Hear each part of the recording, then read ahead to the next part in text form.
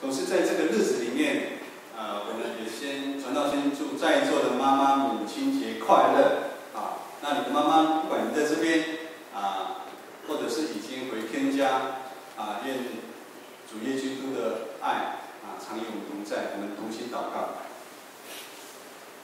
天父上帝，我满心感谢赞美你，在母亲节特别的礼拜当中，愿你的圣灵与我们每个弟兄姐妹同在。不知弟兄当中我们目前有遭遇到什么样的一个困难，或者是在十字路口上面，愿你的话语成为我们的帮助。因着主耶稣基督的爱，我们有信心盼望往前来迈进。祷告祈求奉靠耶稣的名，阿门。神学家加尔文曾经这么说：为了弥补因为懒惰与无知而带来人性的弱点，上帝赐予我们教会，来成为建造幸福的母亲。意思就是说，教会就好像那个从怀孕、生育我们、喂养我们、关怀我们，甚至一路引导我们的母亲，我们的妈妈一样。当我们成为基督徒那天的开始，我们就没办法离开教会，就好像鱼没办法离开水是一样的。教会不只是我们属灵的家庭，如果我们没有教会，就好像我们没有家庭的孤儿一样，我们势必很容易就误入歧途，随波逐流，做这世界的物质上的引诱。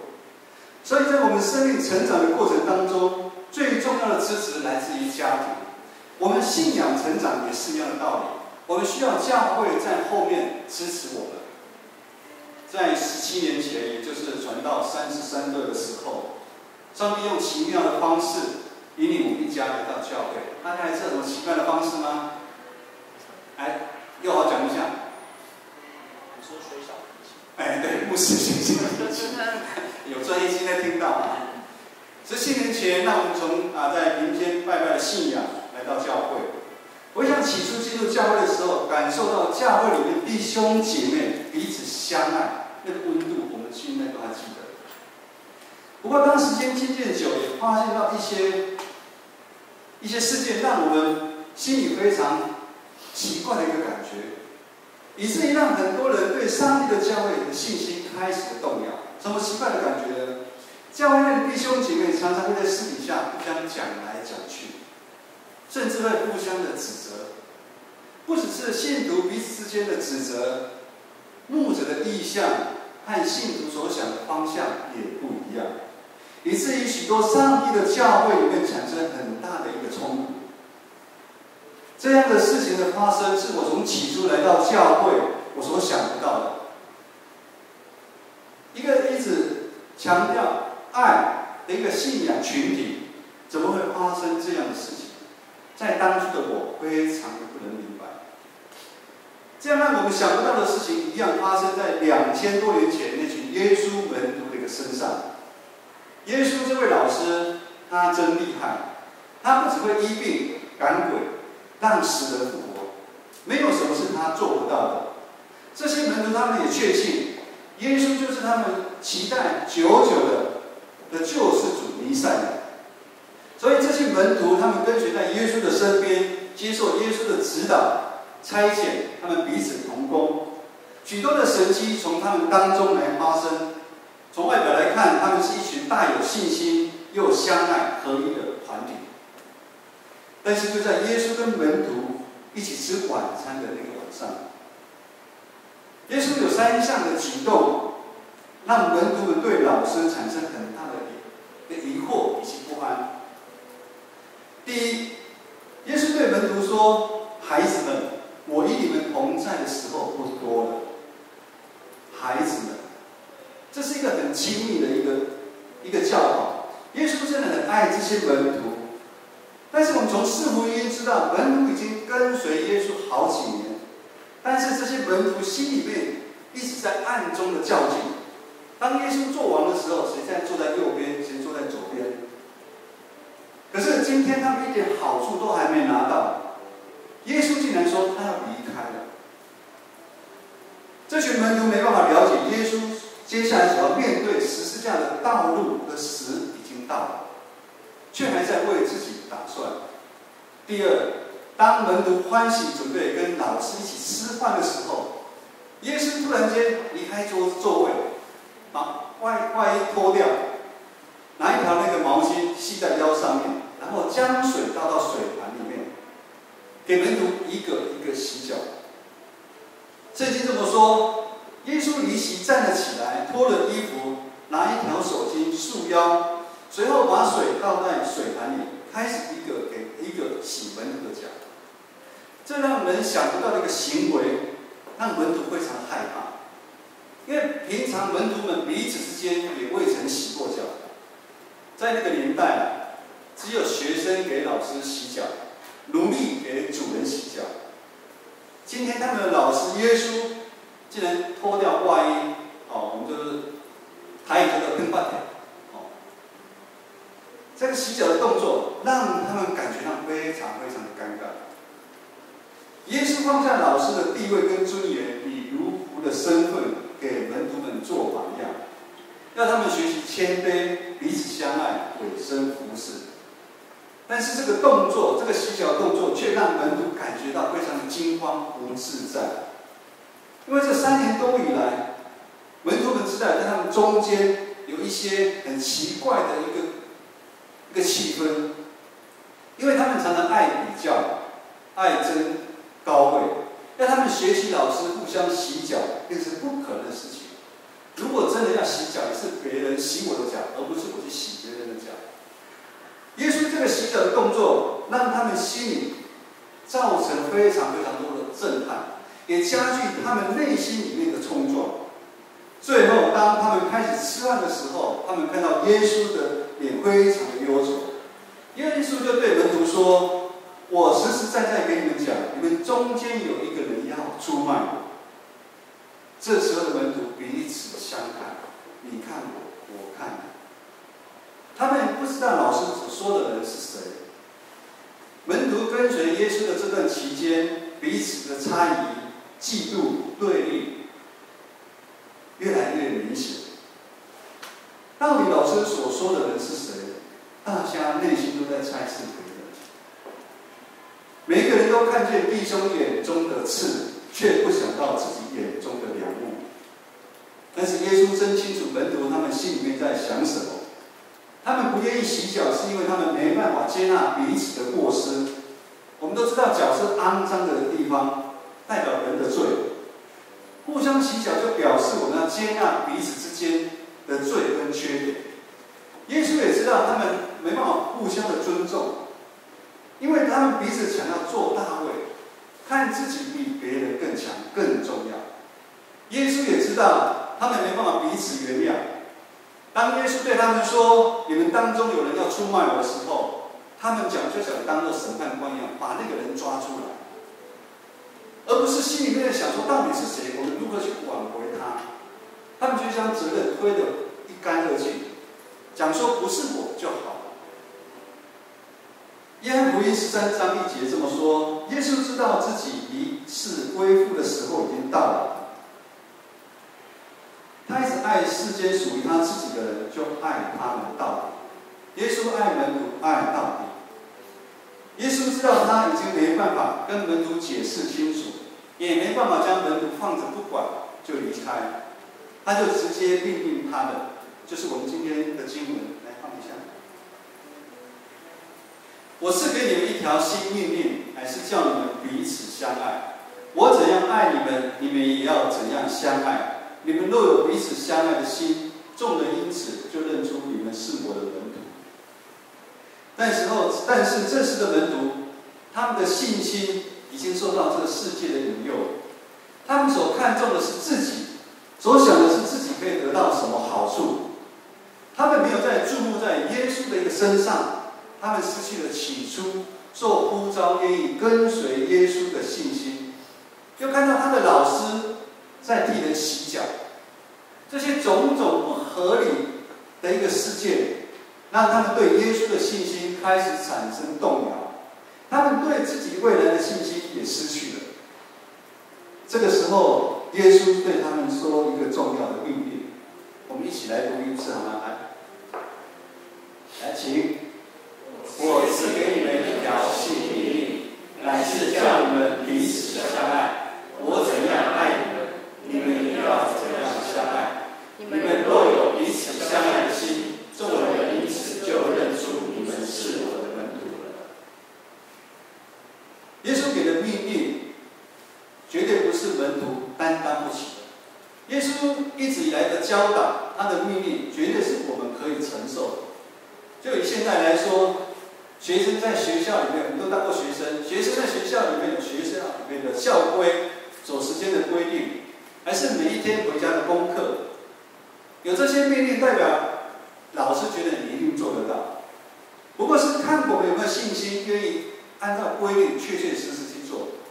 耶稣的命令也是一样，门徒的软弱，耶稣都知道。耶稣今天要他们彼此相爱的命令，也是相信门徒一定做得到。要是门徒做不到，做老师的耶稣，他不是就很没面子吗？如果今天老师出个功课，回到家里面，学生都做不出来，那是很奇怪。学校规定8点要上课，小学8点要上课，这个是一个你只要正常起来，都一定可以的。只要门徒愿意放下谁要做右边、左边的想法，只要门徒愿意接纳别人的过失。因为我们没有人是完全的，只要门徒愿意放下事不关己、论断别人的骄傲，其实耶稣的命令一点都不困难。耶稣对我们有信心，我们也要对自己有信心。各位弟兄姐妹，当我们常常在每个礼拜在教会里面来攻读耶稣所颁布的新的命令，彼此相爱。我们跟以前2000多年前那群跟随耶稣的门徒一样，我们也是在台湾2000多万的弟兄姐妹当中，我们受拣选。不管你是第一代、第二代、第三代、第四代，上帝的爱让我们一起在教会当中成长，在圣灵的引导之下，保守干部上面，让我们渐渐的长大，让我们充满智慧。耶稣基督是教会的头，我们每一个人都互为肢体，只是因为恩赐不同，以及我们服侍的意愿、心智不同。有人特别受呼召担任长老的职分、执事的职分、团契会长、辅导，甚至只是平信徒。我跟牧师，我们被呼召当做全职的。不管在哪个职分，我们都要分工合作，共同完成任务。我们将一切的荣耀归给上帝才对。但是在教会里面的生活，我们常知道，兄弟姐妹之间彼此难免会有意见不同的时候，会有发生纠纷的时候。可是我们肢体之间却无法做到彼此相爱，这个良善的一个行为。为什么呢？我们没办法做到彼此相爱的原因，是因为我们常常看自己比别人强，自己比别人大。我们常常爱争相做大，我们分党结派，好像很多事情没有我不行。这个团契的会长没有我不行，这个护理会的会长没有我不行。我一定要当执事，我一定要当长老。但是耶稣说：你们中间协业为大，就要做你们的用人；在你们中间协业为首的，就要做众人的仆人。因为人子来，并不是要受人服侍，乃是要服侍人。我们没办法做到彼此相爱的一个原因，因为我们没办法彼此接纳对方的过失。我们不但不想要互相洗脚，我们甚至会想用肮脏的水泼在别人的脸上，甚至用盐巴撒在弟兄姐妹的伤口上面。但是耶稣却做我们的榜样，他愿意倒空自己，取奴仆的身份，他谦卑顺服到死，甚至为我们死在十字架上。我们没办法做到彼此相爱，最后一个原因，是因为我们都爱做判官，来定弟兄姐妹的罪。我们对失落的羊，我们放着不管，让他们在角落里面被边缘化，甚至自生自灭。那耶稣怎么做呢？耶稣为了一只羊，他暂时放置那99只羊，去寻找那只迷失的羊。各位虔诚的弟兄姐妹，彼此相爱，长久以来在教会好像成为一个口号。有人开玩笑这么说，这是用台语讲的啊。彼此相爱，卖彼此相爱，都没办。我们在教会里面，不要谈到彼此相爱，不要彼此互相的拼命就好。彼此相爱，仿佛在教会变成一个天方夜谭的事情，大家都有教条规律放在那边。其实我们没办法彼此相爱，并不是因为我们做不到，是因为我们失去起初对主耶稣单纯的信心，以及上帝起初呼召里面起初的一个爱。当我们跟随耶稣时间一久，圣灵的力量给我们有智慧的教导，也在教会完成许多的事工，甚至让我们的生命得到完全极大的改变。我们经历许多的神迹奇事。给你在做的，你的病被得医治，你的生命当中重新找到生命的一个方向，甚至在你的工作、家庭、你的婚姻得到上帝满满的祝福，以至于我们看自己越来越多，和耶稣越来越少。传道再说一次，当我们跟随耶稣的时间越久，圣灵的力量让我们充满从属天而来的智慧。在教会，我们完成许多的事工；在社会上面，我们得到许多的成就，甚至是地位，以至于我们看自己越来越多，看主耶稣基督越来越少。我们常常爱争坐高位，我们不愿意彼此互相洗脚、委身服侍，我们甚至不愿意原谅那些得罪你的弟兄姐妹，以至于在教会这个信仰群体，很多奇奇怪怪的事情一直在任何一个教会在发生。弟兄姐妹，其实要做到彼此相爱，真的很简单。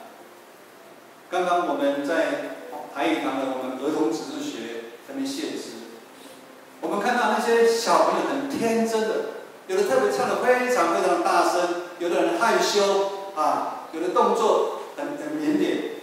我们要回向像孩子一样单纯的一个心，我们要回转像孩子一样，我们用单纯的心来亲近我们的主耶稣基督，我们要信靠他，我们要有信心因为耶稣对门徒们有信心，也对我们有信心，我们也要对我们弟兄姐妹之间彼此要有信心今年的母亲节前，也是在上个礼拜，上帝送给我们教会一个很大的礼物，你们知道是什么吗？你们这边都认过，大家随便猜一下。台语他们说，那个一节传道透过牧师这个决定或者是我们下个月是我们社教70周年。上帝在上个礼拜送给我们一个很大的礼物，就是我们对主耶稣基督的信心。建成教会所有的弟兄姐妹对主耶稣基督的信心，这个信心不是昨天上个礼拜才展现出来，这个信心是一点一滴在我们建成教会积沙成塔。这是这2年多来，我们通过许多的事工，许多的事件，我们许多的弟兄姐妹彼此相爱，委身服侍在这当中。虽然在这当中有许多伤心流眼泪的事情发生，但是上帝却让我们学习到信心的一个功课。上个礼拜我们参与泰雅尔中会元春教会，他们钢琴，他们要买2手钢琴的一个募款。上礼拜元春家的牧师有说，传道有说他们还要修缮，缺5万多块。元春家的传道是传道的同学，因为现在有新朋友他们不知道上礼拜发生什么事情在联络当中，我这个同学一直跟我说一节哥，真的不要勉强，没关系，你就靠信心他也不晓得募到底算多少上礼拜我分享，他们教会这个月的经常会只剩下1万多。会后的时候，传道有在跟他们的长老在那边聊天，他们传道有跟他们长老说，其实你可以传道的谢礼可以晚一点给我没关系。可是他们长老讲的让我很感动。他说我们延春教会这20几年来，我们纵使再苦，我们想办法都应该给传道人的谢礼不能少，不能延迟。我听着真的是非常的感动。他们因为长老说，谢传道来到他们教会这2年多，给他们很多的一个教导，也带给他们很大的一个信心。虽然他们目前教会非常多的一个欠缺，他们也为了这次的募款，他们已经很长期在禁食祷告，因为他们相信上帝一定会开路。138050，不是这一期的乐透。来，大家看一下那个周报啊，来看一下周报。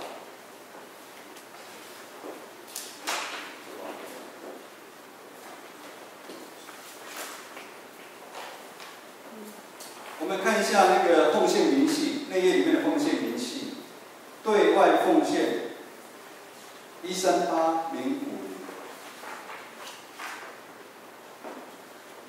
这是上帝给我们2间教会信心的一个记号，是欢喜的记号，也是流泪的记号。快要在吃饭的时候，那个师母跟我说，她好想哭。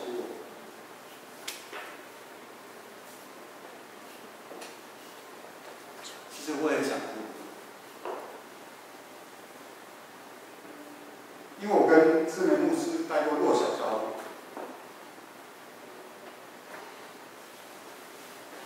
但是我们带弱小没像他们那么惨，我觉得他们真的比我们还惨。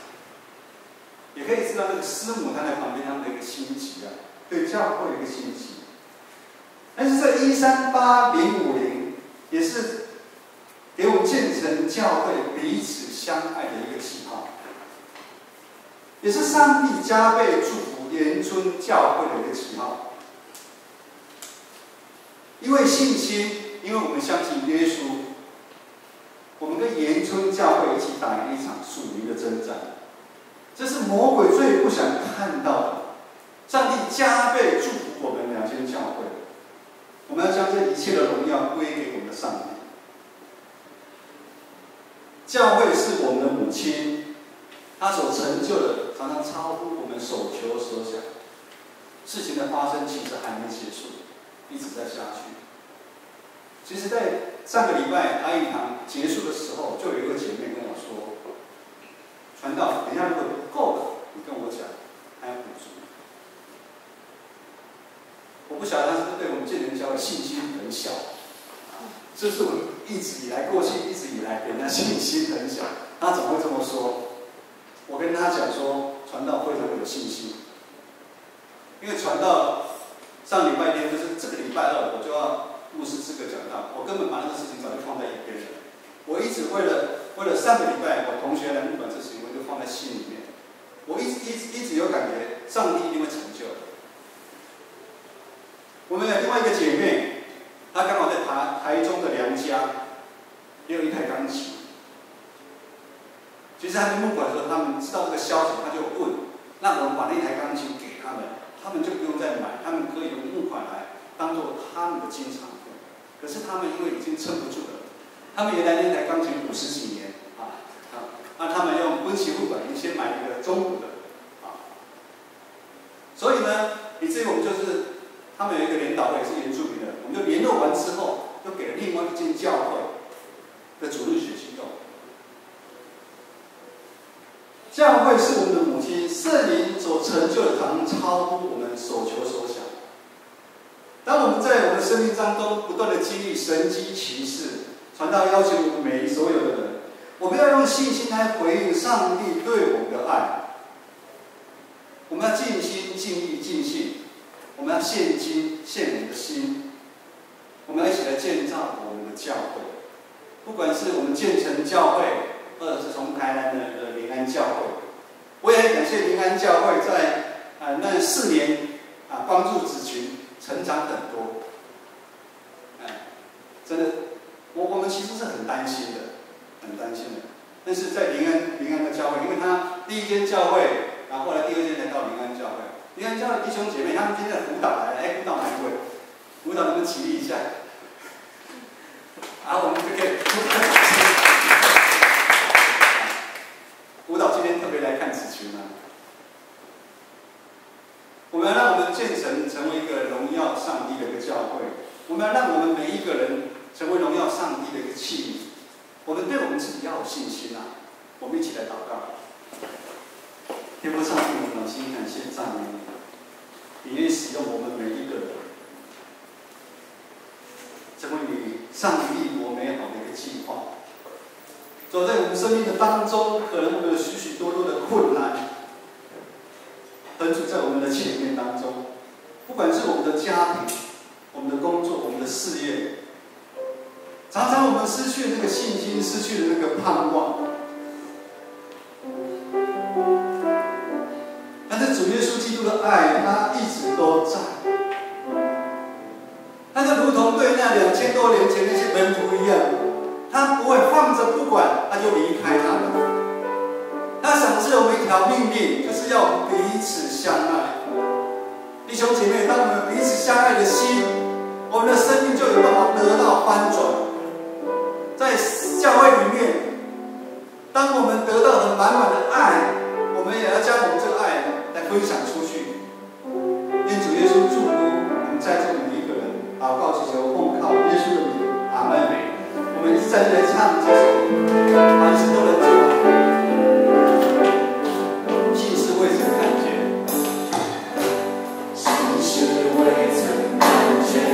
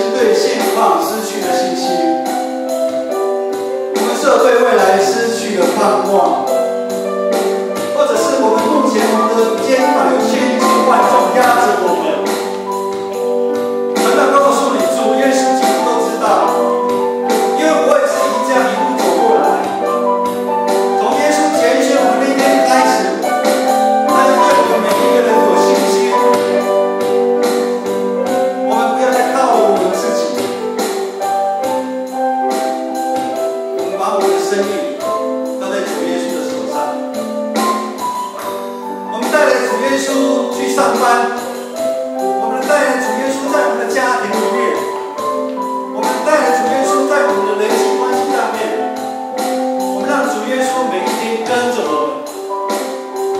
耶稣如同母亲一样，他会养育